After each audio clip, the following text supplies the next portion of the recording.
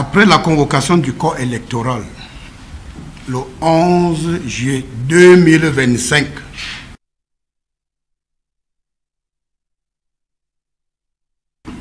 par son Excellence, M. Paul Biya, Président de la République, chef de l'État, la déclaration et la validation des candidatures par le Conseil électoral et le Conseil constitutionnel, les Camerounais s'apprêtent à vivre dès demain, le 27 septembre 2025, le début de la campagne électorale pour le scrutin présidentiel qui se tiendra le 12 octobre 2025. Lors de son discours du 31 décembre 2024, le chef de l'État, son Excellence Paul Biya, avait dit, je cite, « L'année 2025 ouvre la voie à une nouvelle saison d'échéances politiques. Le calendrier électoral prévoit l'organisation de l'élection présidentielle et des élections régionales. Comme par le passé, ce sera un grand moment de la vie nationale. Saisissons cette opportunité pour consolider notre démocratie. J'en appelle à la maturité et à la responsabilité de tous les acteurs. Ils devront veiller à ce que le calme règne avant, pendant et après les élections. » Fin de citation. Lors de la première conférence semestrielle des gouverneurs des régions, tenue au lendemain de la convocation du corps électoral, le ministre de l'administration territoriale avait répercuté les très hautes directives du chef de l'État sur le processus électoral à tous les acteurs politiques, la société civile et les ONG. Son Excellence, M. Paul Biya, Président de la République, chef de l'État, avait donné des instructions fermes pour un scrutin présidentiel bien organisé et crédible dans un environnement sécurisé et apaisé. C'est à ce titre que le MINAT, en sa qualité d'agent du gouvernement pour les élections, accordera des accréditations aux observateurs nationaux et étrangers afin qu'ils constatent eux-mêmes la vitalité de la démocratie camerounaise conçue par son Excellence M. Paul Biya, champion des causes justes. C'est encore le lieu d'inviter la jeune dame avocate de Douala qui se réclame d'une certaine appellation et qui a la prétention d'accréditer des observateurs pendant le scrutin présidentiel avec ses acolytes, de mettre un terme à cette imposture. L'accréditation des observateurs relève des prérogatives exclusives du MINAT qui vous parle. Faudrait-il le rappeler, Elections Cameroun est l'organe indépendant chargé d'organiser le scrutin présidentiel. Le ministère de l'administration territoriale, à travers les autorités administratives, est là pour accompagner le processus et veiller au respect scrupuleux de toutes les lois de la République par tous les acteurs politiques qui participent au scrutin présidentiel. Bien plus, le ministre de l'administration territoriale et les autorités administratives, de par leurs prérogatives, ont l'obligation de protéger les personnes et leurs biens et surtout de mettre hors d'état de nuire les acteurs politiques véreux et d'autres acteurs de la société civile qui ont pour sport favori de défier l'autorité de l'État. Pour le scrutin présidentiel du 12 octobre 2025, le ministre de l'administration territoriale a mis à la disposition de tous les candidats à l'élection présidentielle et de tous les observateurs 2 documents importants. Le guide de l'observateur et le cadre juridique qui régule l'ensemble du processus électoral. Ces documents importants rappellent à chaque candidat et à chaque observateur ses droits et obligations durant le processus électoral. Vous constaterez qu'en exécution des très hautes directives du chef de l'État, l'administration est en train de tout mettre en œuvre pour que la paix règne sur l'étendue du territoire national avant, pendant et après le scrutin présidentiel.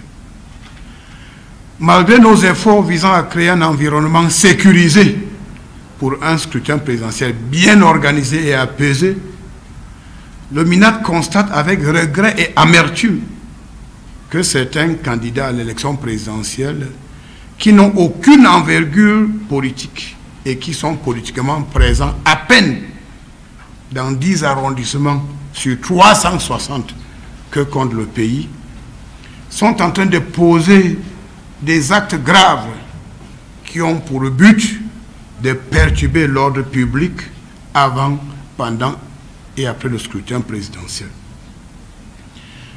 Ces politiciens véreux espèrent obtenir par la rue ce qu'ils sont incapables d'obtenir dans les urnes.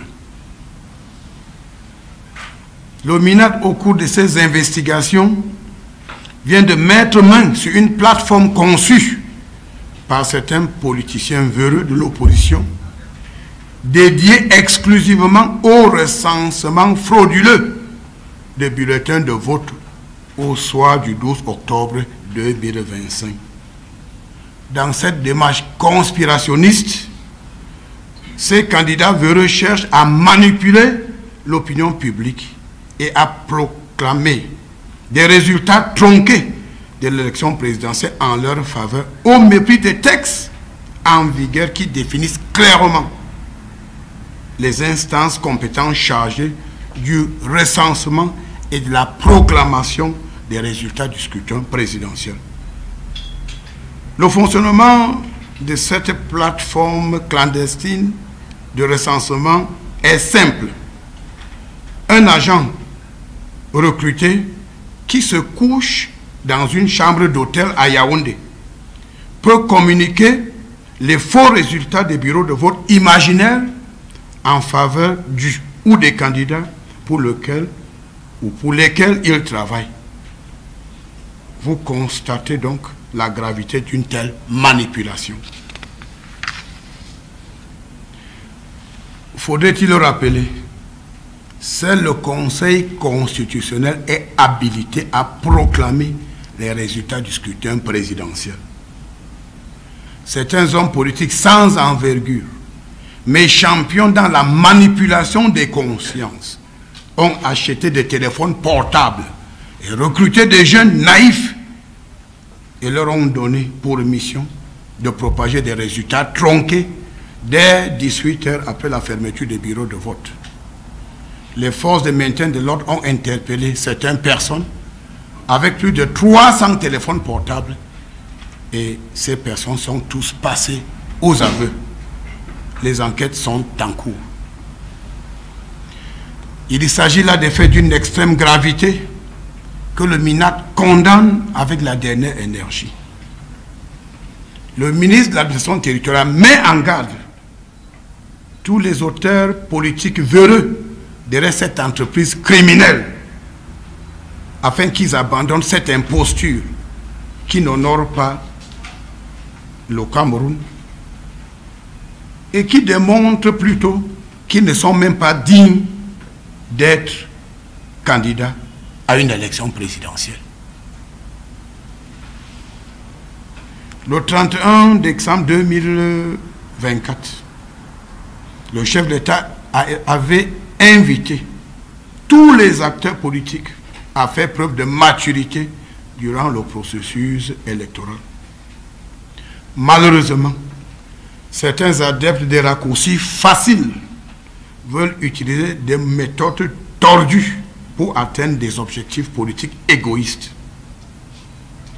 Ceux qui se rendront coupables de la manipulation des résultats électoraux dans le but de provoquer des remous sociaux devront se rendre au commissariat de police ou dans les brigades de gendarmerie les plus proches afin qu'ils ne soient interpellés par les forces de maintien de l'ordre.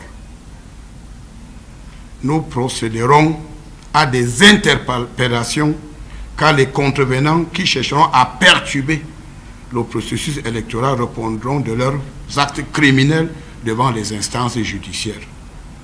Et je promets bien que les séjours en détention seront de longue durée. En tout état de cause, force restera à la loi. Les politiciens véreux, adeptes des raccourcis faciles, doivent retenir que les Camerounais ne sont pas dupes. Le Cameroun, sur la conduite éclairée de son Excellence M. Paul Biya, président de la République, chef de l'État, est un État de droit. Et force restera à la loi avant, pendant et après le scrutin présidentiel du 12 octobre 2025. Aucun écart de comportement de qui que ce soit ne sera toléré durant le processus électoral. Tous les candidats qui participent à l'élection présidentielle connaissent les règles du jeu et ont l'obligation de les respecter. Après le 12 octobre 2025, les candidats qui auront des réclamations ou des récriminations justes ou fantaisistes devront utiliser les voies de recours légales au risque d'être considérés comme des hors-la-loi, traités comme tels sans la moindre complaisance.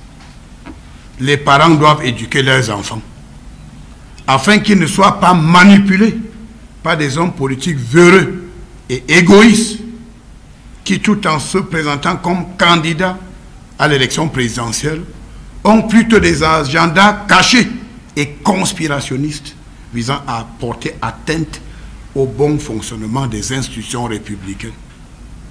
Ils n'y parviendront pas, car force restera à la loi. Comme le disait le chef de l'État, son Excellence Paul Biya, lors du scrutin présidentiel de 1992, je cite, « Il ne faut pas jouer avec le Cameroun ». Fin de citation. Plus que jamais, les hommes politiques qui participent au scrutin présidentiel doivent faire preuve de responsabilité. Ils doivent être mesurés dans leurs propos. Éviter les discours de haine, le tribalisme, la surenchère des invectives. Ce n'est pas ça la campagne électorale.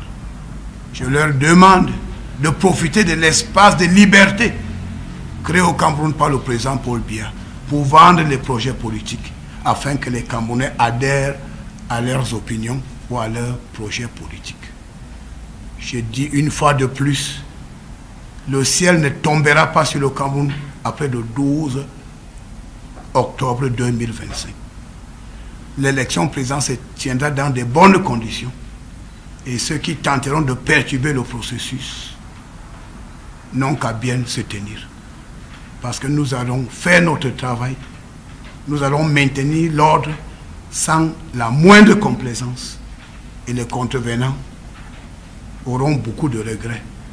J'ai dit une fois de plus, les parents doivent éduquer leurs enfants. Demander aux enfants de se coucher dans les chambres d'hôtel pour communiquer les résultats des élections alors qu'ils ne sont pas dans les bureaux de vote. Il s'agit là des comportements de voyous. C'est des comportements irresponsables dont les auteurs qui ont conçu cette plateforme illégale, je leur demande de cesser toute activité avant qu'il ne soit tard. Cette tentative de vouloir proclamer des résultats tronqués à travers cette plateforme que nous venons de découvrir, c'est la ligne rouge à ne pas franchir. Et je dis à ceux-là de bien se rappeler qu'au Cameroun, c'est le seul pays où, je dis bien, la terre glisse en saison sèche. Il faut faire attention. Je pense que je me fais bien comprendre. Et j'ai à bon entendeur, salut. Je vous remercie.